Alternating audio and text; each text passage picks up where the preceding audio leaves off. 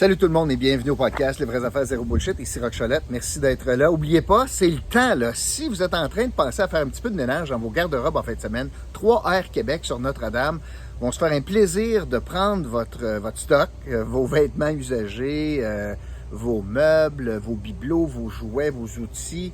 Nommez-les. J'ai même vu un wetsuit. Imaginez ça, là. Ils vendent toutes sortes de choses. Alors, ils récupèrent ces choses-là, puis ils l'offrent à de très, très bons prix. Et ça nous évite d'envoyer tout cela au site d'enfouissement. Donc, 3R Québec, notre commanditaire cette semaine. Je vous réinvite, évidemment, à partager le podcast, à vous abonner à la chaîne, à commenter et à inscrire l'indice du jour que je vais vous donner à la fin du podcast. Allez inscrire ça dans la section commentaires, évidemment, sous le podcast sur la chaîne Les vraies affaires zéro bullshit. Je veux vous parler aujourd'hui, encore une fois, parce qu'il y a eu beaucoup de développement de la situation de l'urgence de Gatineau. Et honnêtement, il y a eu 3 nouvelles aujourd'hui. Je peux vous dire que ça dégénère et que le chat sort du sac. Alors, je m'explique. Quelles sont les 3 nouvelles d'aujourd'hui? Eh bien, contre toute attente, alors on s'attendait à ce que l'urgence ouvre aujourd'hui 16h, eh bien, on va ouvrir que partiellement. Ça veut dire qu'elle est quand même fermée pour à peu près tout le monde, sauf 3 catégories de personnes. Les gens qui ont des enjeux de santé mentale, les dames enceintes, puis les enfants 0-17 ans. Pour ce qui est de n'importe qui d'autre, une jambe cassée, un arrêt cardiaque, t'as des problèmes de digestion, nomme-les là, n'importe un accident de travail, peu importe, l'urgence est fermée, puis on n'a pas de fin prévisible, on ne sait pas. Ça, c'est le CISO qui nous explique ça. Ça, c'est la première chose qu'on apprend aujourd'hui. Je vous les donne rapidement, comme ça, je vous les explique. La deuxième chose qu'on apprend aujourd'hui, c'est que le diable est aux vaches. La chicane est pognée, la guerre est ouverte entre le syndicat et la direction du CIS, à telle enseigne que le syndicat des infirmières, je veux que ça soit clair, demande que le CISO soit mis sous tutelle, puis que la présidente directrice générale, Mme Filion, démissionne. Fait que ça va bien. Quand tu as besoin que tout le monde soit à la même table, imaginez ça, là, il y a un syndicat qui demande la tête de la patronne. Puis il demande de mettre tout l'hôpital sous tutelle. Je vous rappelle que ça devait être la meilleure chose après le pain tranché. Le problème, c'était Jean Hébert, selon Mathieu Lacombe. On est rendu que ça fait pas 3 ans, puis que le diable est aux vaches, on demande la tête de la directrice générale. La troisième chose, c'est que j'ai entendu le ministre commenter aujourd'hui, Christian Dubé, puis j'ai hâte de vous parler de ça. Alors, qu'est-ce qu'on doit conclure? Premièrement, je reviens sur l'annonce. C'est incroyable. Une région importante au Québec, 4e ville en importance, c'est un centre hospitalier majeur dans le réseau Hall-Gatineau. On va avoir encore l'urgence de fermer. Tout ça dans un contexte où on voit dans le Journal de Montréal ce matin que les pires urgences au Québec ont décidé d'être sous la loupe du ministère. Les Gatineau font partie de ça. Habituellement, c'est à Montréal. Non, nous autres, les pires urgences en termes de délai, c'est plus de 20 heures sur civière par Avoyton. Parmi les pires urgences, selon le Journal de Montréal, puis selon le ministère, en fait, c'est le ministère qui sort ça, bien, les pires urgences, c'est les Gatineau. Là, on va s'améliorer. Hein? On prend plus de monde à l'urgence de Gatineau. Je peux pas croire que c'est l'enfer. Alors, on a, dans un premier temps, une décision de garder l'urgence fermée en plein été, où il y a plus d'accidents, où là, on va avoir passé entre la Saint-Jean puis le 1er juillet, la fête du Canada, puis on ne voit pas le bout de cela. On ne le voit pas. Deuxième chose, on apprend que le syndicat, qui doit faire partie, je pense qu'ils font partie du problème en passant, mais doivent aussi faire partie de la solution, bien, veulent la tête, a émis un communiqué quelques minutes avant le point de presse du CISO pour demander qu'elle démissionne, puis que le CISO soit mis sous tutelle. Ce qui veut donc dire que selon le syndicat des infirmières, le problème n'est pas un problème québécois, n'est pas un problème de manque d'argent à Québec ou d'allocation financière, c'est pas un manque de ça, c'est un problème de gestion localement. Selon le syndicat, le problème, c'est un problème de compétence de Mme Filion, Josie Filion, puis c'est un problème que, là, Québec, il faut qu'ils prennent les rênes du CIS parce qu'ils sont pas capables de gérer ça ici, localement. Ça n'en dit long. Et ce qui m'inquiète, moi, c'est que pour sortir de cette crise-là, je pense que le syndicat doit être à la table. La réaction de Mme Filion par rapport à ça, en disant long également, elle est fâchée. Et là, elle a pété les plombs pas mal en disant que le syndicat est de mauvaise foi, qu'elle mange une claque une fois, c'est pas grave, 2 fois, c'est pas grave, mais là, ça va faire. Puis que les syndicats sont pas tous pareils, mais eux autres, elle a bien de la misère avec. Alors que son plus gros problème, c'est la pénurie de personnel infirmier. L'autre chose, ce qu'on découvre également, et je vous en ai parlé dès lundi, mais là, le chat sort du sac.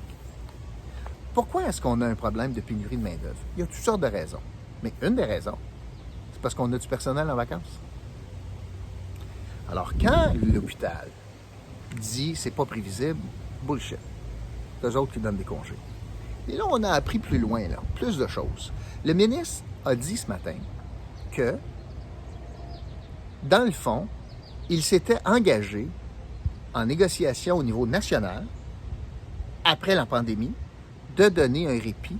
Il s'était engagé donc avec le syndicat des infirmières pour donner un répit pour que les infirmiers et infirmières prennent des vacances cet été. Ça, de façon théorique, c'est super. Au niveau national, ça, c'est super. Et là, il est confronté donc avec le fait qu'il a dit ça, puis le fait qu'il ait dit ça, puis que les gens ont commencé à dire « ben OK, je vais aller en vacances », puis que là, on est obligé de fermer une urgence. Là, il est pogné avec ça. Puis sa réponse, c'est pas « c'est inacceptable ». Le ministre de la Santé, ce qu'il a dit, c'est un moindre mal.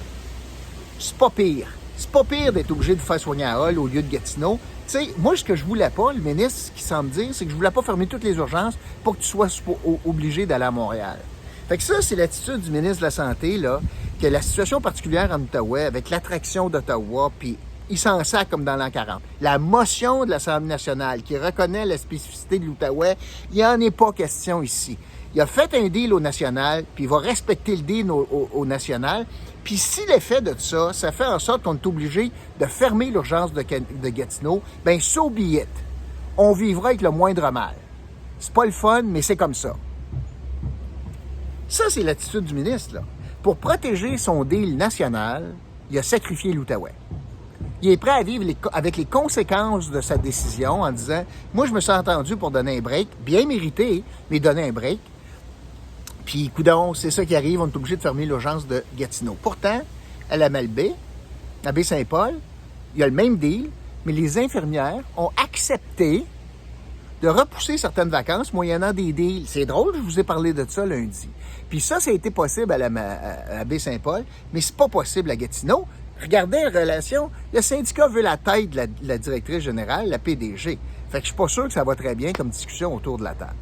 Mais aujourd'hui, c'est assez particulier d'entendre le ministre dire essentiellement « Non, je suis pas capable de dénoncer la situation d'Outaouais. Non, je suis capable de dire que c'est plate, mais je suis pas capable de dire que c'est inacceptable parce que c'est moi qui l'ai créé. J'ai dit qu'on prendrait des vacances, puis c'est ça l'effet collatéral. Puis coudonc, vous êtes capable d'utiliser votre char, puis prenez 10 minutes de plus pour aller à l'hôpital de Hull. » C'est ça qu'il a dit.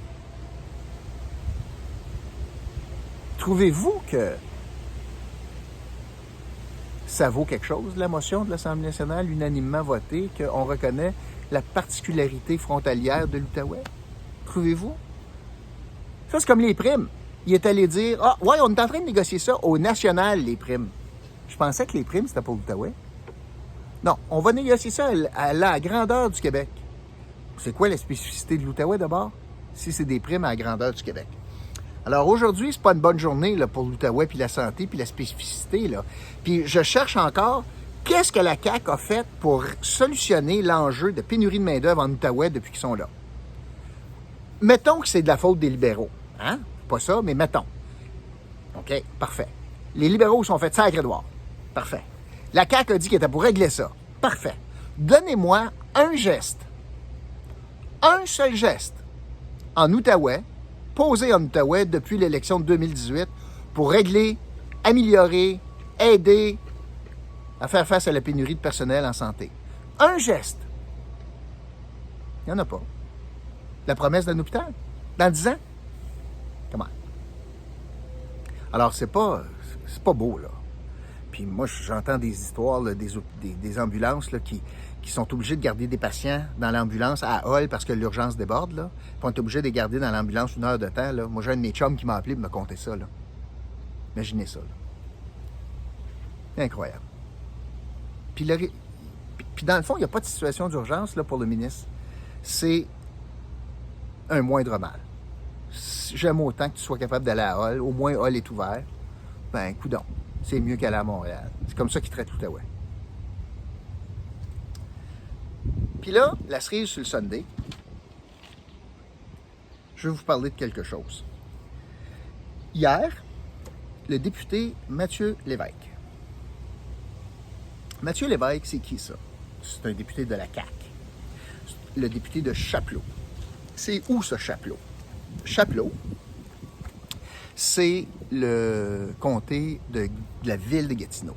Les promenades, l'hôpital, le boulevard Grébert, Maloney. C'est là Chapleau.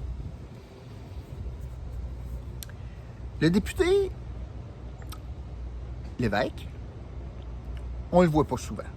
On le voit pour des photos, on le voit pour des cadeaux, on le voit pour du soft choses, des affaires molles, là, pas des gros enjeux, là, il ne va pas au bat. Là, il est confronté en une semaine à 2 enjeux majeurs dans son comté. 2 dans son comté. Il y a un hôpital important dans son comté, puis on ferme l'urgence, on ne l'a pas entendu.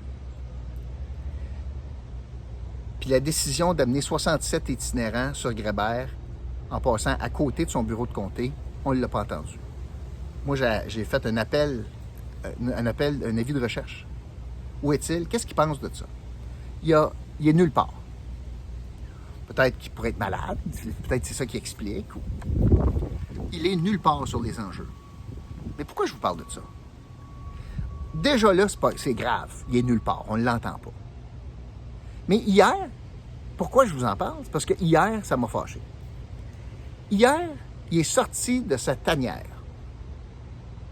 Oui, il est sorti de sa tanière pour poser un geste, pas pour aller voir le syndicat des infirmières, pas pour s'adresser aux patients qui n'ont plus de service, pas pour dire « je m'en occupe », pour dire « ça m'inquiète », puis non, pour l'hôpital, rien de ça. Il est sorti de sa tanière, il avait organisé un beau show avec un canapé, puis Gatineau TV, pour remettre une médaille, la médaille du député, la médaille de l'Assemblée nationale, plutôt, à Daniel Coutu, le magicien. Lui, hier, là, on est au pire moment de la crise, que son urgence est fermée. C'est du jamais vu. On ne voit pas la lumière au bout du tunnel. On a 67 itinérants qui sont Sacré-Édouard de Gartin puis qui s'en vont cracher dans un motel à côté du bureau de député, puis que les commerçants sont en tous leurs états. Il n'y a pas eu de consultation. Puis lui, là, la meilleure affaire qu'il trouvait à faire hier, c'est de faire un point de presse pour donner la médaille de l'Assemblée nationale à un magicien. Je l'aime, Daniel, là. C'est pas ça l'enjeu, là. Puis est-ce qu'il a mérite, là? Je vais vous expliquer c'est quoi la médaille après, là. Peut-être, là. M'en sac, c'est pas ça, là. Mais le feu est pogné, là. Le feu est pogné dans son comté. Puis lui, il va aux fraises. Lui, sa priorité hier, là, à Mathieu Lévesque, là, c'était de lécher Daniel Coutu. C'est quoi la médaille de l'Assemblée nationale? Ben, c'est une médaille. Ah, ouais. Puis qu'est-ce que tu as besoin de faire pour recevoir ça? À rien. C'est au choix du député. Il t'aime, il t'adonne. Il y en a des centaines par année qui sont données. C'est la dernière dans la lignée des médailles. Là. Il y a la médaille d'honneur de l'Assemblée nationale, il y a la médaille du président de l'Assemblée nationale. Là, ça, il faut que tu aies fait quelque chose. Mais la médaille de l'Assemblée nationale, là, c'est une belle médaille. Mais c'est au choix du député. Il a besoin de rendre des comptes à personne. C'est son choix personnel. Fait que ça vaut ce que ça vaut, là. D'ailleurs, si vous voulez en avoir une, pourriez en avoir une petite, ils se vendent à l'Assemblée nationale, à la boutique de l'Assemblée nationale, tu peux aller en acheter une. Elle est plus petite, là. Tu n'auras pas ton nom sur la liste, puis tout, là. Puis j'enlève rien à Daniel Coutu, là. Tu sais, il est bien impliqué, c'est correct, là. Parfait. Bien, dans le timing, là, le diable est aux vaches dans ton comté, là. Tu as la tête, on demande la tête de la PDG du CISO. On demande que le CISO soit mis en tutelle, ton hôpital est fermé, tes itinérants qui débarquent sur Grébert, puis toi, la seule affaire que tu trouves intéressante à faire, c'est de donner une médaille de l'Assemblée nationale à un magicien avec Gatineau TV qui vient prendre ça en film parce que c'est une bonne nouvelle de la journée. Quand tu es déconnecté complètement, là, quand tu n'es pas capable de prendre la chaleur, là, quand tu n'es même pas capable de dire « Ouais, c'est quoi je pense, moi, là, l'hôpital? » C'est parce que c'est quand même mon gouvernement qui a dit « Oui, il m'a donné des vacances aux infirmières. » Fait qu'il le supporte au moins. Là. Fait que c'est ça qui est ça aujourd'hui dans l'Outaouais. Le diable est aux vaches à l'urgence de Gatineau. Le syndicat veut la tête de la PDG. La PDG est en grogne avec le syndicat. Le ministre dit, je me sens engagé, moi, national, pour donner des vacances aux infirmières. Puis j'ai le député de Chapelot qui lui remet une médaille à un magicien. C'est ça, les priorités en Outaouais. Ça, je voulais vous compter. Fait que le mot du jour aujourd'hui, l'indice du jour, ça va être l'évêque, comme dans Matthieu Lévesque, qui honnêtement là, manqué une belle occasion de rester dans son bureau, comme d'habitude. Salut tout le monde.